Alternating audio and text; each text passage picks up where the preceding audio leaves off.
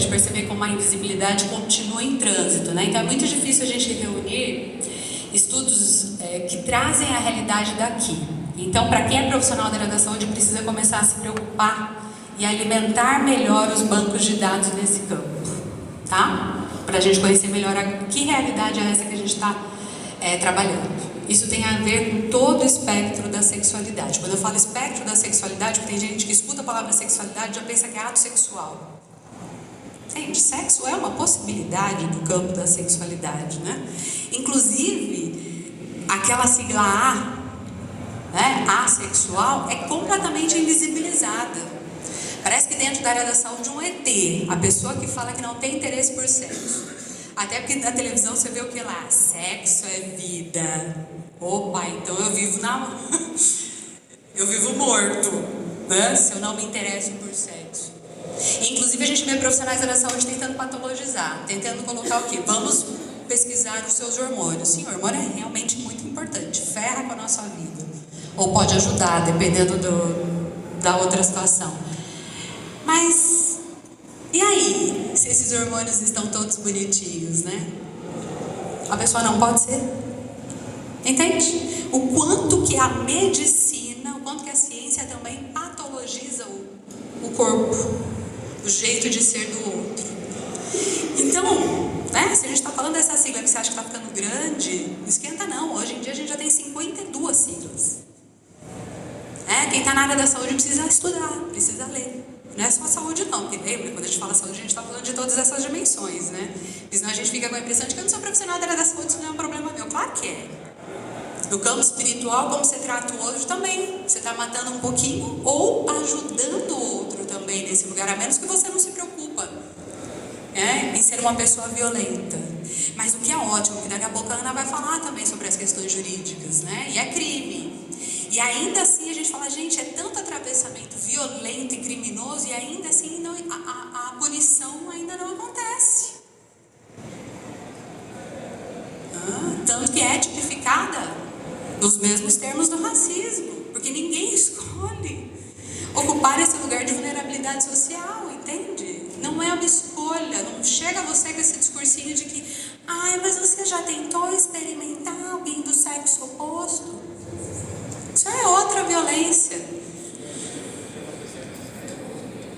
Bom, mas olha só, a estatística que a gente tem mundial, e também ela é subestimada, inclusive o último estudo do IBGE me dá até coceira só de olhar, porque o medo é tão grande muitas vezes de se reconhecer uma pessoa LGBTQIA+, que muita gente omite. E às vezes não omite intencionalmente não, às vezes a gente está falando de um processo de inconsciente, um mecanismo de defesa. Porque a ficha só cai muitas vezes depois de um bom tempo. Por isso que a gente precisa olhar para esse espectro, até que ponto esse preconceito nos limita a aceitarmos quem somos. Mas a população mundial aí, a estatística é de 0,5% a 1,3% da população geral sobre pessoas trans e travestis. Tá? E a variabilidade nessas questões do campo genético, como eu já tinha dito para vocês, no campo da intersexualidade, ali por volta de 1,7 pessoas, que também é subestimado, na medida que muita gente não sabe, tá? Até porque geneticista aqui no estado, a gente tem um em Campo Grande, né, que cobra uma fortuna a consulta e que você, sei lá, quase um ano para você conseguir, para fazer um mapeamento genético, um estudo genético sobre a questão genética ou não. Enfim, e não isso seja mais um motivo para você se preocupar, né? Porque às vezes a família quer patologizar, ou quer um diagnóstico, ou quer um laudo, sabe? Para tentar justificar, por exemplo, a identidade de gênero. Você não precisa ser intersexo para você ser uma pessoa travesti e transexual. Pelo contrário, a gente está falando de dimensões completamente diferentes, né?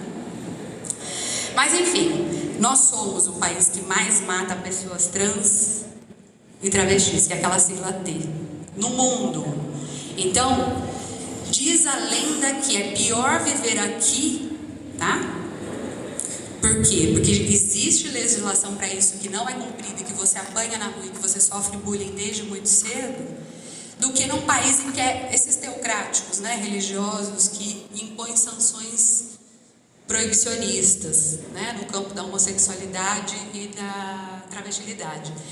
Então, diz a lenda que é pior viver aqui, por quê? Porque as políticas de alguma forma não se efetivam. Porque nesses países você só manifesta entre quatro paredes. Entenderam? Então, por isso que a gente precisa de fato de políticos engajados e sensíveis nesse campo, porque é pela política que a gente tem algum resultado, né? Mas enfim, deixa eu ver, olha só, né? De 2018 a setembro de 2019, a gente teve 130 pessoas trans assassinadas no Brasil. Esse foi um dos recordes terríveis, né? Porque é isso, todo discurso de ódio vai favorecer sim a expressão das violências. Tá? A gente está vivendo isso agora dentro das escolas, né? E aí a comunidade branca, cis, hétero fica apavorada, né? De imaginar que um filho está correndo riscos, que é o risco que toda pessoa LGBT corre diariamente, andando nas ruas. E a gente não está nem falando, por exemplo, sobre outra, olha só, né? É um campo tão grande, eu peço até atenção, vocês me corrigem, porque se deixar, acho que eu não passei da primeira página ainda. Tem tanta coisa para a gente falar sobre esse espectro gigantesco, então eu fico preocupada, sabe, é tanta coisa, eu não sei nem se vocês me cortem. Vocês me cortam, se vocês tiverem alguma dúvida e quiser falar, vamos usar esse espaço, vamos tentar dialogar, né? Mas enfim, deixa eu até tentar lembrar o que eu estava falando aqui. Registros dos